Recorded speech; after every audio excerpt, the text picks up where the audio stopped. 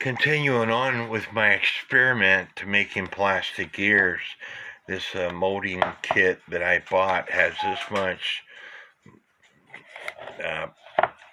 molding in it, Play-Doh, whatever you want to call it.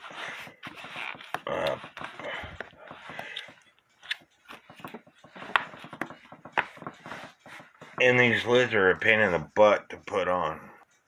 But if you don't get that lid on properly, within 24 to 48 hours, all that Play-Doh is going to be hard as a rock, and $16 wasted. But this is a little plastic wheel out of a governor fan on a music box. So I'm going to make a mold for this and let it harden, and also make one of these little plastic gears that crack on you all the time. So there's the mold for the plastic gear. Yeah, you're going to have to cut some off and stuff like that, but it will be fine.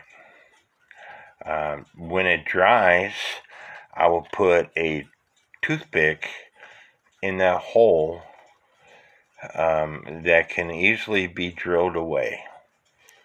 But since we're experimenting, might as well experiment all the way. God bless.